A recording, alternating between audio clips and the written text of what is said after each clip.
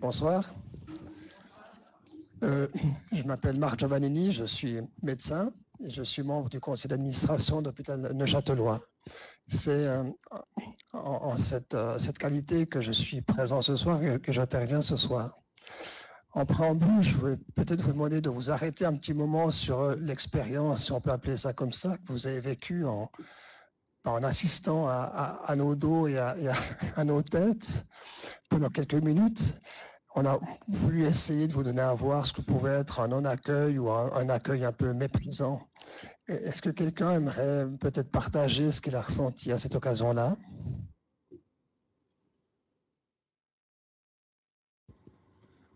Je sais que c'est difficile de parler en public. Hein. Non. Alors écoutez, si ce n'est pas le cas. Moi, je pense quand même qu'il y a des personnes sympathiques parce qu'ils ont dit coucou. Eh bien, merci de nous avoir appelés avec gentillesse pour qu'on arrive à tourner mon torticolis, hein, parce qu'il m'a fait mettre dans cette position difficile. Mais au bout d'un moment, on a remarqué que si j'ai mal un torticolis, c'est qu'on était très proche de cette image-là. Mais l'accueil, vous l'avez déjà commencé maintenant. Et quelques personnes qui ont dit ouh, d'autres personnes auraient pu envoyer une tomate, mais là, on est dans un hôpital, donc c'est pas comme ça qu'on se comporte. Mais c'est un thème qui m'a accompagné pendant toute ma carrière en m'écoutant, en me confrontant avec des patients et des soignants. Et l'accueil, je pense qu'il y a déjà une erreur dans le titre. C'est que moi, j'étais hospitalisé il y a... On m'a fait un truc pas très compliqué. On m'a enlevé pour des varices. Mais il y a 36 000 accueils. Une fois, il y a l'infirmière de nuit qui doit me dire bonjour. Et puis une autre fois, il y a le radiologue. Et puis une autre fois, il y a un type qui gère l'administration et qui voulait me demander mon âge, mon nom, mon adresse. Est-ce que vous êtes sûr que vous habitez là? Oui, oui, monsieur, je vous remets. Est-ce que vous voulez voir ma carte? Non, non, non, je n'ai pas besoin. Et puis cet accueil, il continue. Et puis il y a eu un jeune homme très sympathique qui est venu m'expliquer comment fonctionnait mon lit. Et là, il y avait un nombre de boutons. Si je pressais sur ce bouton-là, oh, mes jambes montaient. Mais si je pressais sur le bouton d'à côté, c'est ma tête qui s'abaissait. Alors là, j'étais presque pendu, et puis la tête en bas. Et puis, au bout d'un moment, je ne comprenais plus rien. Et puis, les anesthésistes m'avaient fait une sédation. Quand je disais mal, aïe, le chirurgien disait, bon, refaites encore un petit coup de sédation. Et après, j'étais complètement naze. Puis alors après, ce jeune homme très gentil, il vient me donner encore l'utilisation de 3 autres boutons. Et puis après, j'étais presque, j'entendais presque qu'il a dit à l'infirmière chef, ce monsieur, il n'est pas intéressé. Alors là, je me suis dit, me voici bien parti. Hein. Alors, vous voyez qu'on est tous dans le même bateau. Hein. Un jour, j'ai dû faire à Madagascar un tour, j'avais été invité d'aller en pirogue. Je m'étais luxé l'épaule gauche quelques mois avant. Et puis le la personne qui gérait cette pirogue disait, mais vous devez mettre un gilet de sauvetage. Alors je mets ce gilet de sauvetage et puis dessus c'est marqué « Le port de ce gilet de sauvetage ne vous garantit pas que vous allez être pêché. » Et après, la ligne suivante, c'était en italien. La ligne suivante, c'était... Il y avait 25 langues pour qu'au moins, s'il y avait un martien qui était sur cette pirogue, il aurait peut-être pu comprendre en martien qu'on ne viendrait peut-être pas le chercher. Enfin, l'accueil et l'accompagnement, c'est quelque chose d'amusant. Il faut avoir, comme dans n'importe quelle sauce, si on ne met pas un tout petit peu de crème, un tout petit peu de sel, cette sauce, elle est banale. Et il suffit d'un grain de sel d'humour, un grain de sel de détente pour faire que le message passe. J'arrête, parce que ça n'était pas prévu au programme, mais j'essaye d'assouplir mon torticolis à cause de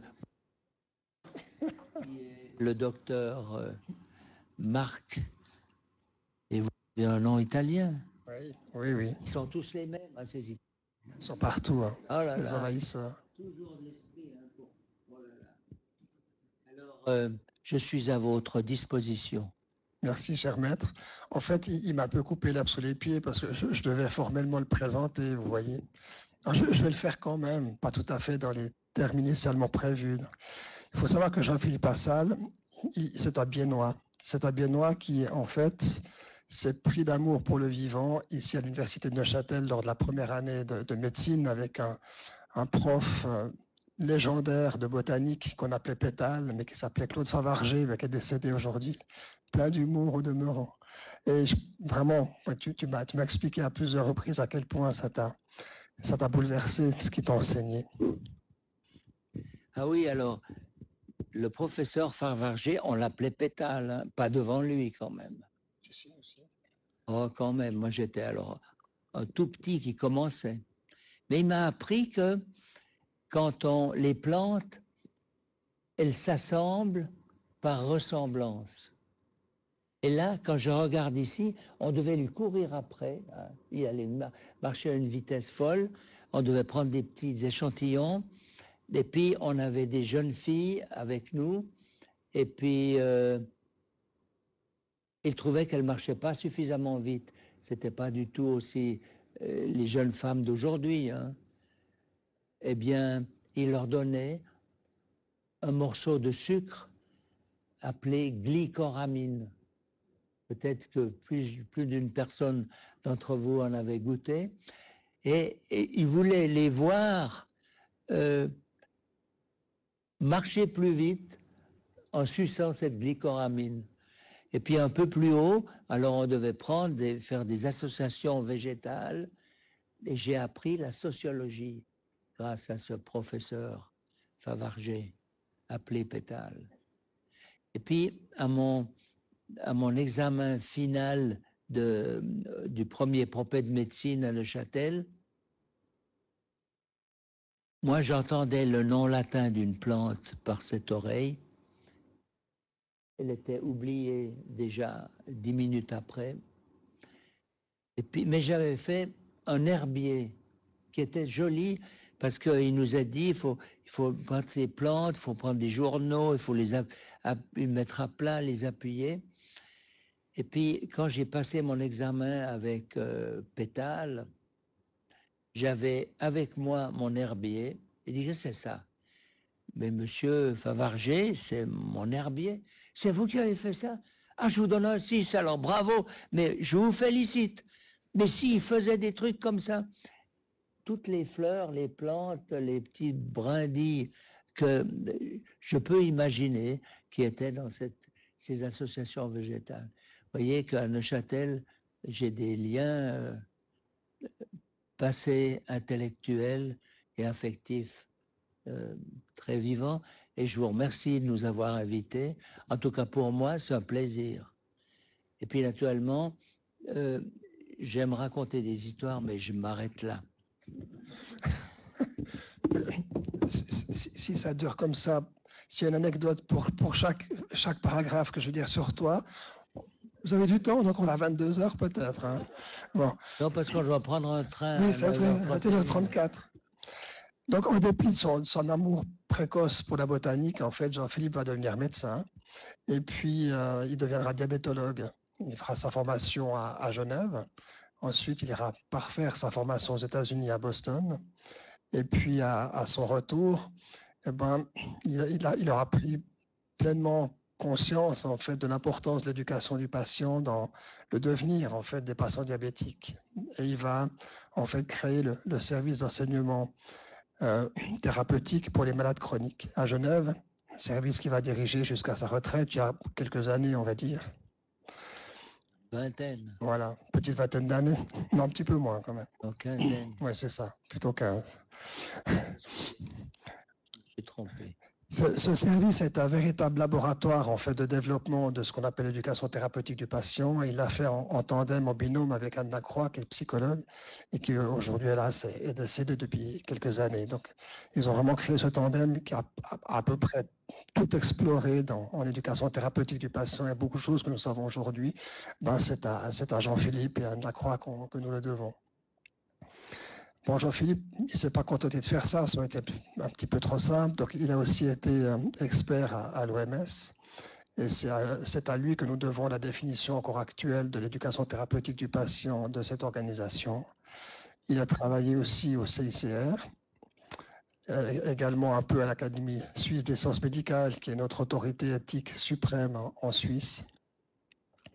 Et puis, il a aussi créé une fondation avec son épouse Tiziana qui nous accompagne ce soir, qui est une fondation pour la recherche et le développement d'enseignement pour les malades chroniques. Donc, cette fondation, elle a, tu m'as dit, 15 ans 25 ans, oui. 25 ans aujourd'hui. Donc, il continue à explorer en fait les voies d'accompagnement des malades chroniques. Et puis, il y a une petite dizaine d'années, donc il a créé le Théâtre du Vécu avec un metteur en scène qui s'appelle Marcos Malavia et qui leur permet d'aider les patients ou les souffrants de manière générale, parce qu'il n'y a pas que des malades qui ont accès à cette approche, d'exprimer au mieux leur vécu traumatique en général avec les ressorts du théâtre. Voilà. Et pour couronner le tout, en 2013, il était lauréat du prix de la Société européenne de la Fondation internationale du diabète pour l'ensemble de son œuvre pour les malades chroniques. Donc, c'est dire si Jean-Philippe est bien placé pour vous parler d'accueil et puis d'accompagnement. Cette fois, j'ai fini la présentation formelle.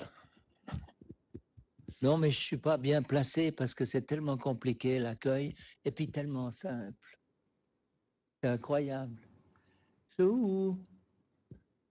Il y avait tout l'accueil là derrière. Et puis, quand on est dans une autre situation de type administrative, où vous pressez sur un bouton, vous avez un numéro, et puis vous attendez que votre numéro arrive. Et puis, alors j'avais acheté un de ces systèmes pour un pays dont nous nous occupions beaucoup, c'était l'Albanie, dans cet hôpital, qui avait des queues de malades. Et puis, cet appareil que j'avais acheté, qui coûtait assez cher, ces petits appareils où on presse, puis il y a un numéro. Ça a l'air de rien, mais c'est assez cher pour ceux qui doivent payer. Il n'était pas là.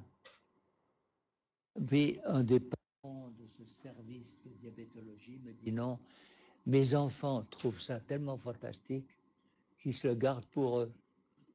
On peut venir jouer au ballon? Oui, mais alors attention, tu presses sur le bouton. Ah, le 3, mais moi je voulais un 4. Ben presse. Ah, c'est le 4. Ah, c'est amusant, c'est le 4.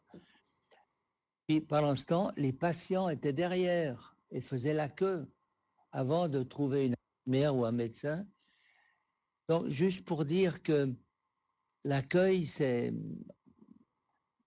C'est une espèce de souris qui nous fait des farces à chaque tournant. Alors, d'abord, il y a une petite erreur. L'accueil à l'entrée de l'hôpital, c'est pas à l'entrée, c'est avant l'entrée. Imaginez-vous que, bon, je fais beaucoup de téléphones avec des collègues. Et puis, ce téléphone ne marche pas du tout aussi bien qu'on espère. Et je téléphone à un collègue en gériatrie, et puis il n'était pas là, et puis sa secrétaire dit « Attendez », et puis se met en marche la musique, mais une musique qui m'angoissait, mais vous ne pouvez pas vous imaginer. Et je me suis dit, mais si par hasard, mon frère avait fait un infarctus et puis qu'il était traité en gériatrie, et puis j'entends encore en plus cette musique, moi je pète les plombs.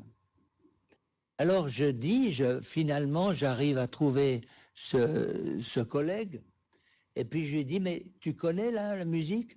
Non, non, ça c'est Télécom qui a fait ça, ils savent très bien. Je dis, mais est-ce que tu as entendu cette... Ben non, du moment que je te téléphone, je ne peux pas l'écouter. Essaye de trouver une combine pour que tu puisses écouter cette musique. Bon, je téléphone à mon assurance maladie, qui est la Elzana, déjà avec un plaisir administratif fâché. Et puis arrive un petit moment de harpe délicieux.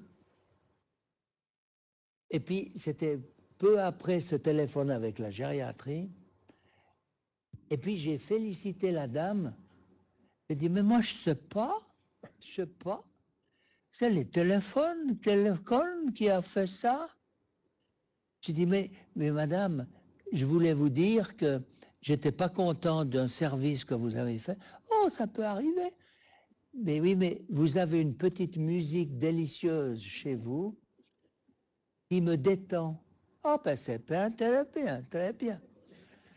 Et puis, j'ai dit, mais est-ce que vous pourriez dire ça à votre super? Oui, mais c'est le Télécom. Alors, vous voyez, l'accueil, les accueils, ils peuvent se distorter, se déformer, alors que personne ne sait ce qui se passe. Donc, dans quelque chose qui est tout petit.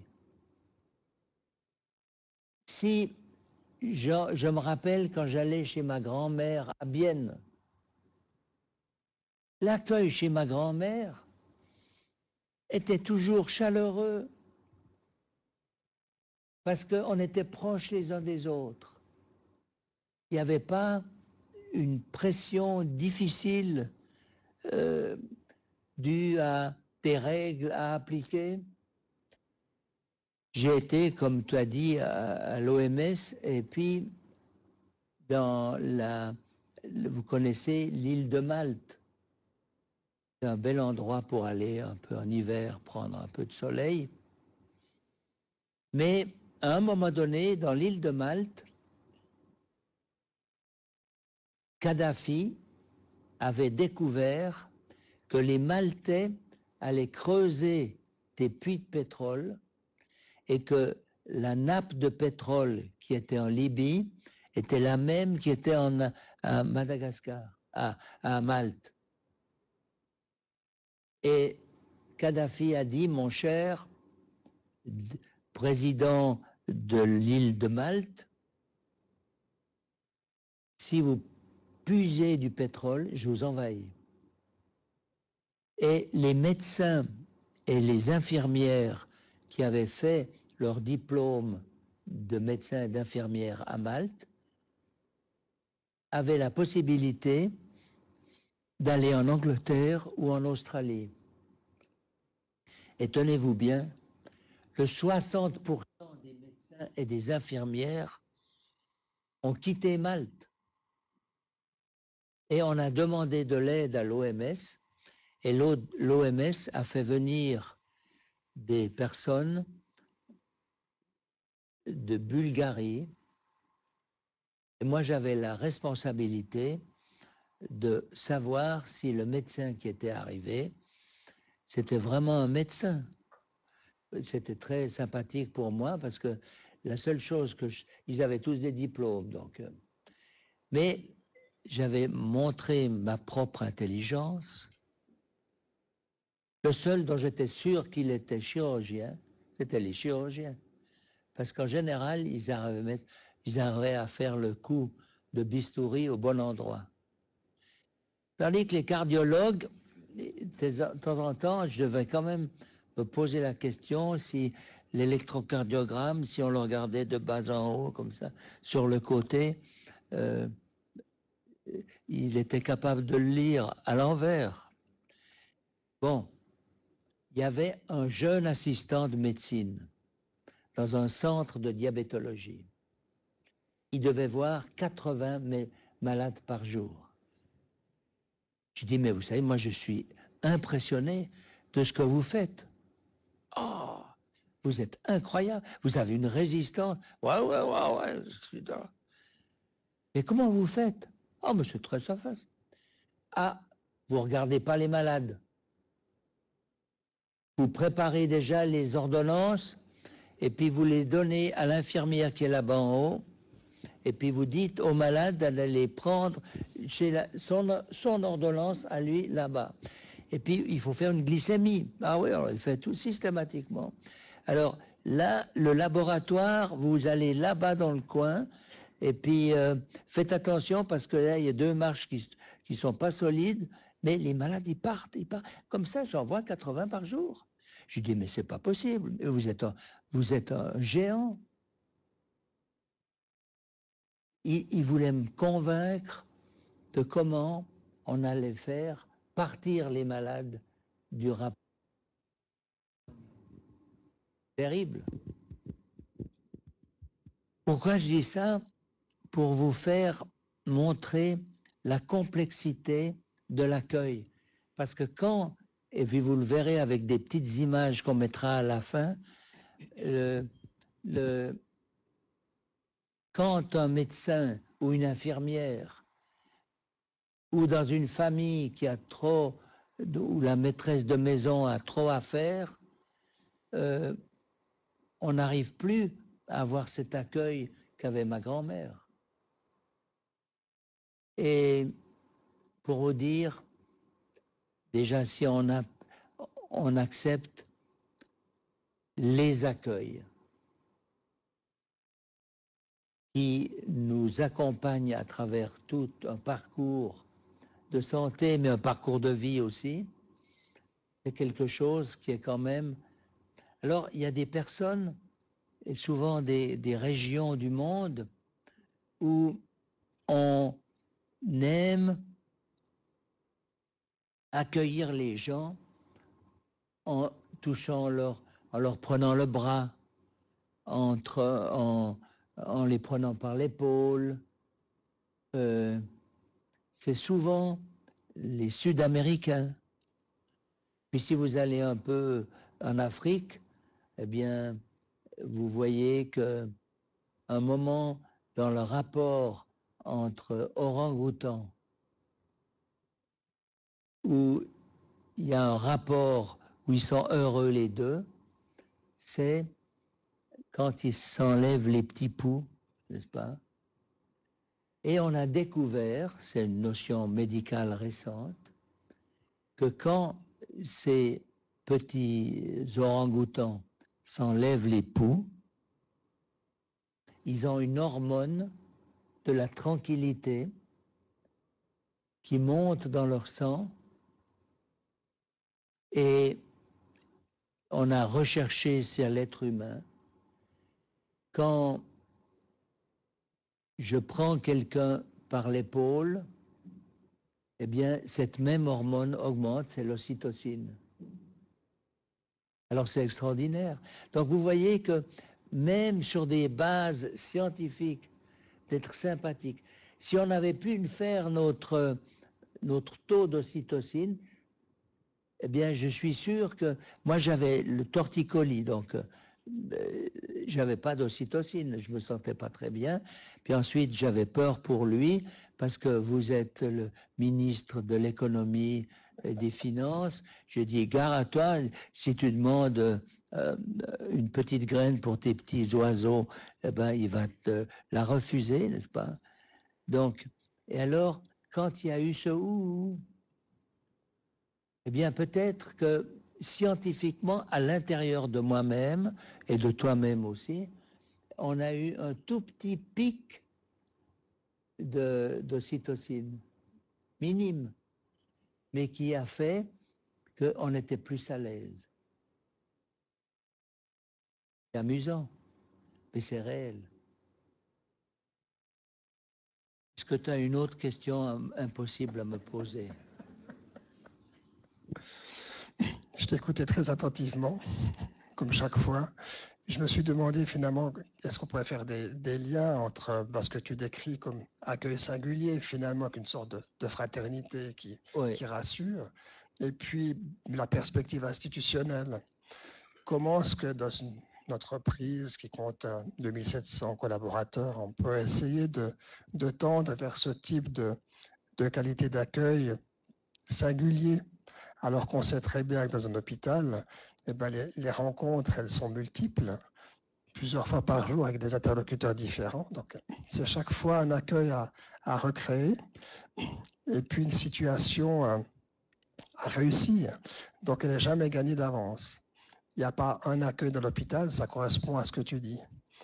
Donc, je me suis finalement demandé, mais quelles sont les conditions cadres que l'hôpital peut essayer d'imaginer, et au-delà de ça, son environnement politique, pour permettre aux soignants de terrain, tous les collaborateurs, hein, toutes les personnes qui entrent en contact avec les malades, de pouvoir aller vers cette qualité de relation que tu décris. Donc, j'ai un petit peu là de ma réflexion. Moi, j'aimerais pas être le directeur d'un hôpital parce que c'est une mission presque impossible qui est un poids affectif, alors même qu'il doit régler des budgets et puis pour montrer à son supérieur, parce qu'il y a toujours un supérieur, n'est-ce pas, qu'il a bien compris qu'il faut faire des économies. Alors, il fera tout ce qu'il peut. Alors, là, il y a des verres en plastique. Eh bien, maintenant, on ne va plus mettre des verres en plastique parce que ça pollue. Alors, c'est plus simple de supprimer l'eau. Alors, il dit, ah, les 10 000 verres en plastique que vous commandez, j'ai pu supprimer ça de notre budget. Puis ils n'ont qu'à moins parler, ce sera plus clair, et ils n'auront pas soif, et puis les conférences seront plus courtes. Je vais vous raconter une chose qui m'a beaucoup marqué et qui est toute bête de nouveau. Je me suis occupé pendant de nombreuses années de plaies aux pliés chez des personnes diabétiques qui étaient alitées. Et j'avais demandé, alors la chose la plus compliquée à regarder pour un pied, c'est le talon. Et quelqu'un qui est hospitalisé pendant longtemps, il peut avoir des nécroses au talon qui sont horriblement douloureuses. Et puis pour regarder ce talon, il faut avoir une chaise qui vous monte un peu comme celle qui m'avait proposé dans mon lit avec tous ces boutons, n'est-ce pas? Mais j'étais la tête en bas, comme Charlot, n'est-ce pas, qui un jour essayait de se dépouiller avec une chaise de rasoir. Et j'ai dit à l'acheteur dont je dépendais qu'il me fallait 3 chaises parce qu'on avait une grande consultation. Et on ne les avait jamais reçues. Je lui ai dit, écoutez, je vous dis, le mercredi et puis le vendredi matin, je suis dans cette consultation. Venez quand vous voulez. Déjà, les administrateurs, il faut les inviter beaucoup plus souvent à travailler un peu avec nous. Et puis, ils n'aiment pas, et puis je les comprends, qu'on organise un malade qui va vraiment mal pour vous dire, voyez, comme mon métier est difficile. Et puis, alors je dis à ce monsieur, venez quand vous voulez, mais soit le jeudi, soit le vendredi, et puis je suis là. Pendant 2 mois, il n'est pas venu. Un jour, il arrive, paf, où est-ce qu'il est à la salle? Et puis l'infirmière dit, écoutez, monsieur, il est sous ce lit. Mais comment ça, sous ce lit? Bonjour, monsieur, bonjour, monsieur. C'est moi. Mais comment vous... Mais oui, on a mis un drap et puis ça va très bien. Mais qu'est-ce que vous faites là-dessous? Je n'ai pas ces lits, qu'est-ce que vous voulez? Alors, je m'occupe du talon d'une dame. Alors, mais ça, il faut c'est pas hygiénique. Je dis, oui, mais vous savez, regardez, le dos de votre talon, c'est pas facile. Et puis après, il regarde d'autres collègues qui travaillent là.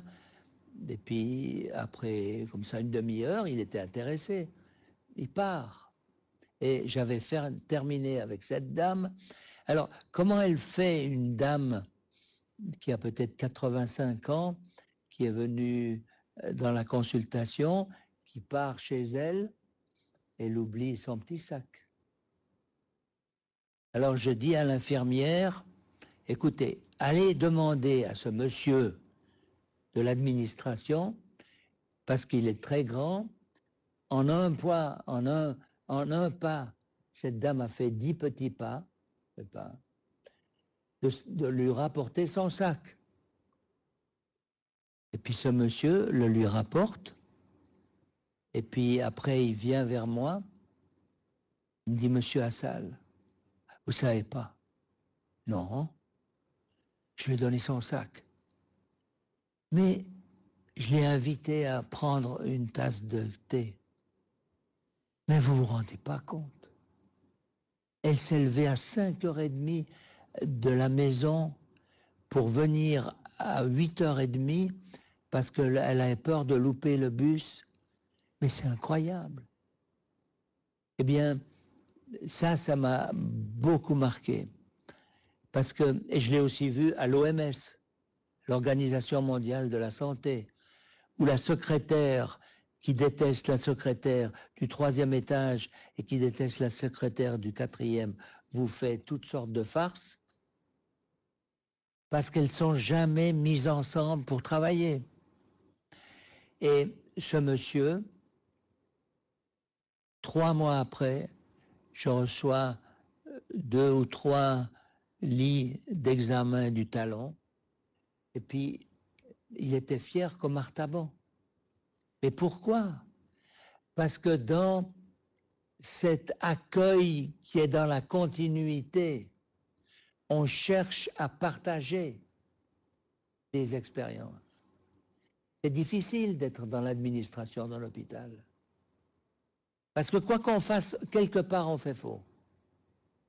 On a fait des auditoires comme ça, et puis on arrive à prouver que, je ne sais pas, je connais quelqu'un qui est allergique à l'air conditionné.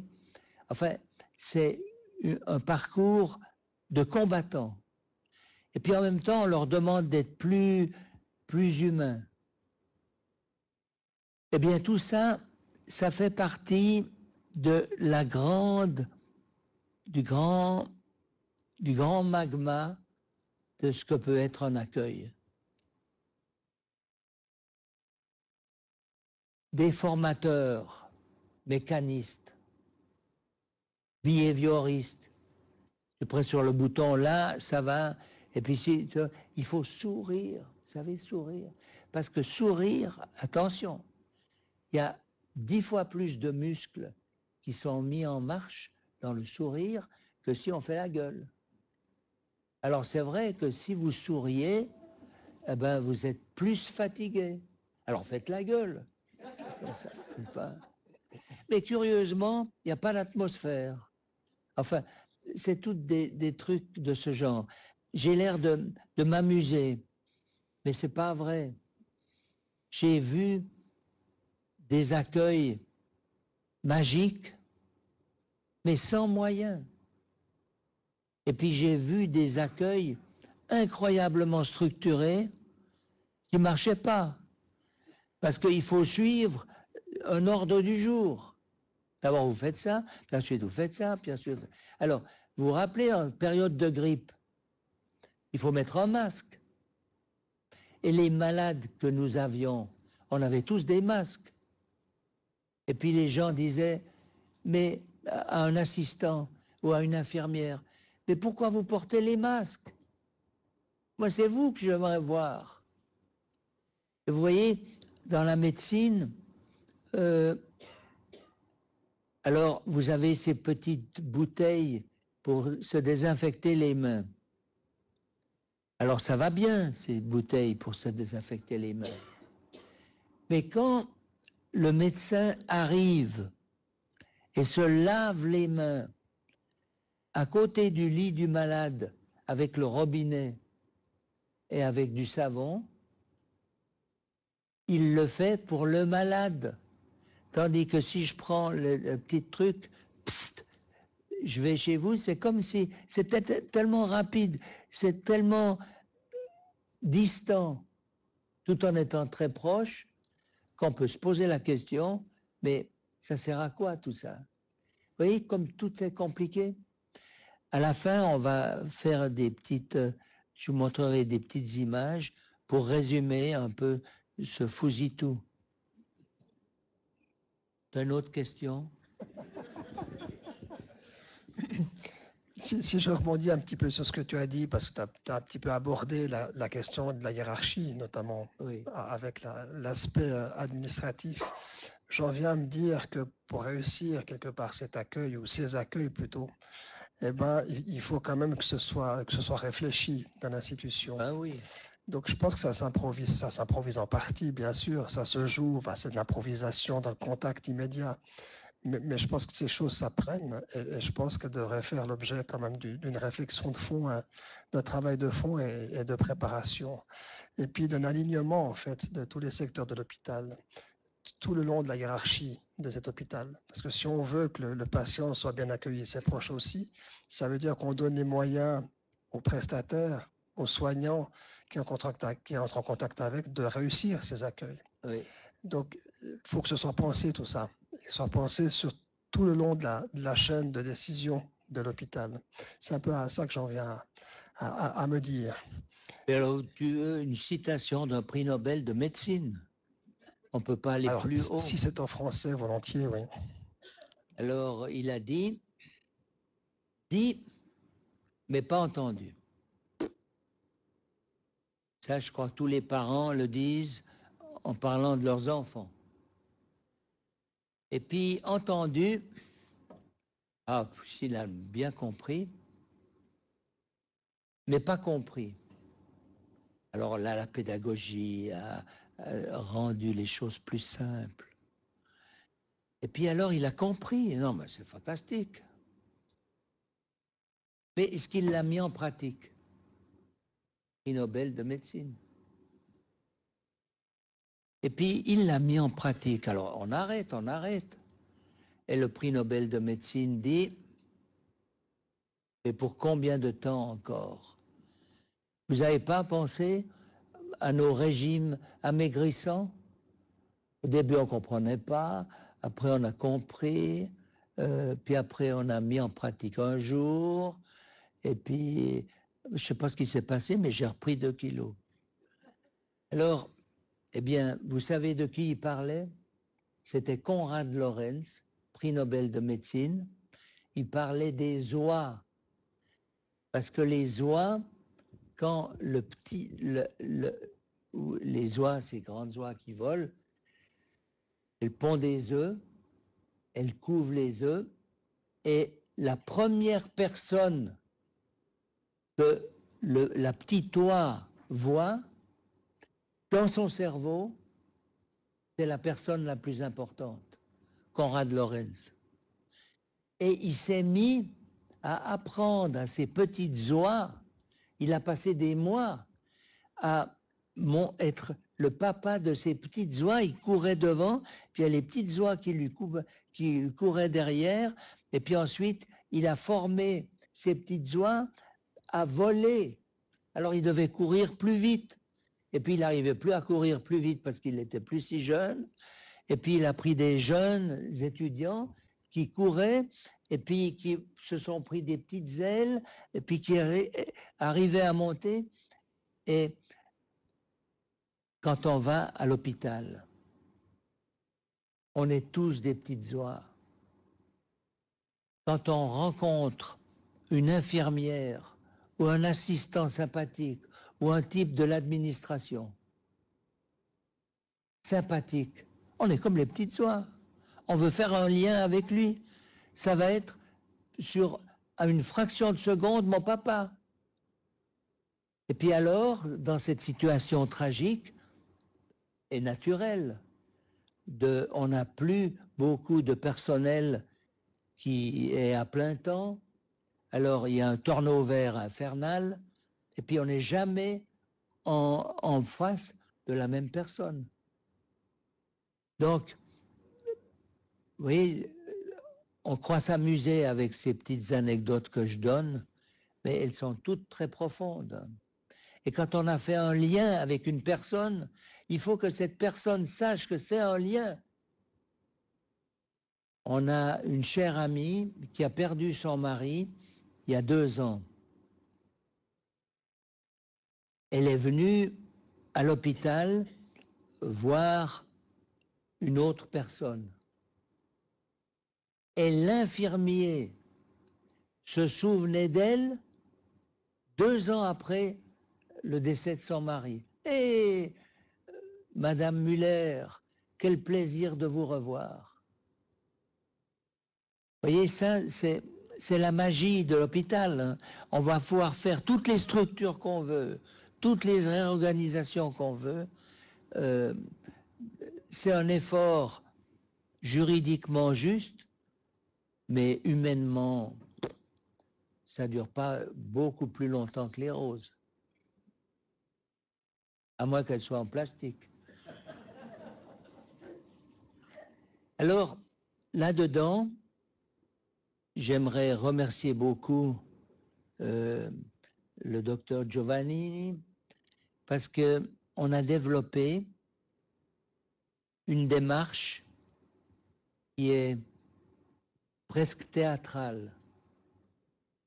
On fait jouer avec des spécialistes du théâtre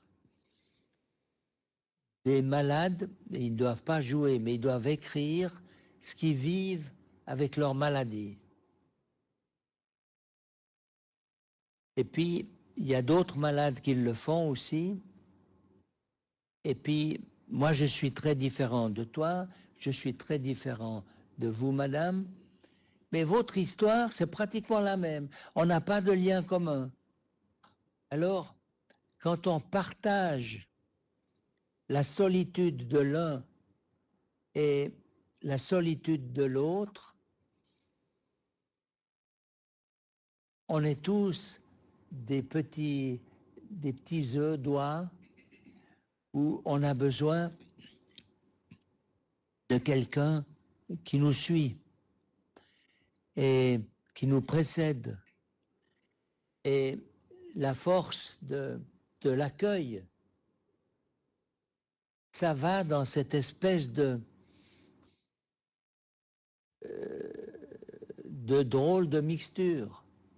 Alors, si je prends un autre exemple qui marche peut-être mieux en Amérique du Sud, mais il y a des types extraordinaires qui vous font des cocktails. Et puis après, ils secouent, puis après, ils vous mettent un peu de ça, puis un peu de ça, et puis ce cocktail était extraordinaire. Mais vous voulez tout le temps aller chez le même type qui secoue parce que quelque part, il y a une magie là derrière. Eh bien, c'est la même magie que dans l'accueil. J'ai, dans l'hôpital où je me suis fait opérer de ces varices, il y avait une infirmière noire, délicieuse, et puis elle m'avait dit, je promets que si vous venez à l'hôpital, je serai là. Puis, en parenthèse, elle a été en vacances.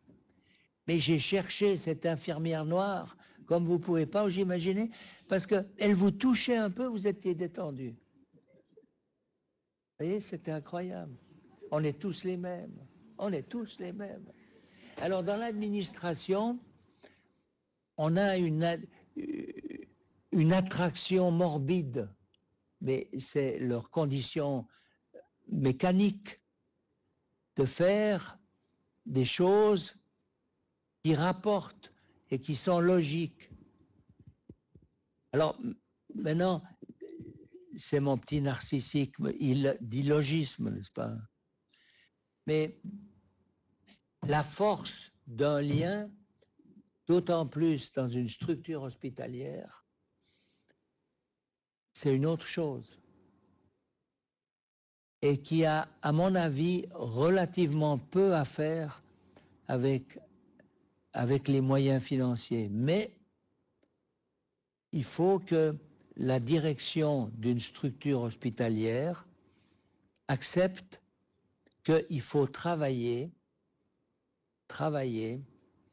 avec la santé du personnel. Alors j'ai une photo, je ne vais pas vous la montrer parce que je ne la trouve plus, mais si je vous la raconte, c'est comme si vous la voyez. Au début du siècle passé, les trams à New York étaient tirés par des chevaux, par 2 chevaux. Et puis à un moment donné, ils avaient fait le tour, je ne sais pas quoi, et puis ils arrivaient au terminus. Qu'est-ce qu'ils faisaient, ceux qui s'occupaient de faire avancer les trams? À chaque cheval, ils mettaient une couverture. Et puis le photographe qui a fait cette photo, qui est célèbre dans tout le monde, il a fait une photo où tous les chevaux transpiraient. Et puis avec le froid qu'il faisait, chaque cheval était une espèce de production de fumée, de transpiration. Eh bien, ça, à mon avis, ça illustre la force de tous les soignants. Que vous soyez la personne qui nettoie la chambre, la personne qui est d'infirmière, l'aide-infirmière, les étudiants, ils se donnent tous beaucoup de peine. Mais quelque part, ils sont dans un univers qui manque de couverture pour protéger l'effort qu'ils ont fait. Je ne sais pas si... Est-ce que vous avez cette image que vous n'avez pas vue? Vous voyez ces chevaux qui... Et puis d'ailleurs ici, là, dans les Franches-Montagnes, il y a ces chevaux des Franches-Montagnes. En hiver aussi, il y a tout de suite un type qui vient leur mettre une couverture pour en prendre soin. Alors, on prend soin des infirmières, on prend soin d'un sous-groupe de travail, mais on ne prend pas suffisamment soin pour l'ensemble. Parce que de prendre soin pour l'ensemble, c'est très contagieux, mais dans le bon sens. Dans le bon sens. Il y a des gens qui ont un turnover de patients, comme c'est pas possible, de soignants, comme c'est pas possible. Et puis vous avez qu'à voir aussi cette histoire des télécoms de France, n'est-ce pas, avec une espèce de pression qu'il y a eu parmi le personnel. On en a beaucoup parlé récemment, et il y a eu beaucoup de personnes qui ont eu des burn-out, même des suicides. Eh bien, plus on essaye de faire des démarches d'assouplissement et de confiance. Alors, je me rends bien compte, dans le domaine de la verticalité administrative, j'ose pas prendre de liberté parce qu'en dessus, il y a un autre qui va contrôler. Et j'ai aussi vu ça à l'OMS et j'ai aussi vu ça à la Croix-Rouge. Donc, plus la structure est grande, plus elle doit être organisée. Vous voulez faire partir votre train 5 minutes plus tôt, plus tard, parce que votre bus arrive un peu trop tard et puis que vous loupez votre train, ben alors bonne chance pour faire modifier les CFF. Hein. Vous voyez, plus c'est grand, plus c'est rocheux. Vous voulez déplacer le Mont Blanc ou le Cervin? Bon, alors, c'est des étapes, c'est des petites métaphores, mais qui ont un sens. Oser prendre le risque pour l'autre. Et puis si on s'y met à plusieurs de prendre le risque, ce risque, il est beaucoup plus facilement acceptable. Maintenant, ce que j'ose pas dire, c'est que quand vous avez des queues de malades qui viennent à la consultation, on n'a pas de solution toute prête aussi. Mais l'accueil, il peut se développer humainement dans des situations qui sont apparemment impossibles. J'ai une carrière derrière moi. Une autre petite question. Je crois que je ne vais pas oser les poser. Non, j'aimerais juste rebondir sur ce que tu as dit tout à l'heure qui me paraissait très important, c'est de prendre soin des soignants qui soignent en fait. Ah oui. Parce que c'est vrai que je crois que les soignants sont souvent des parents pauvres des hôpitaux à mon avis. Et puis je pense que c'est une grave erreur. Et je pense que voilà, on doit prendre soin des soignants et on doit le faire avec eux.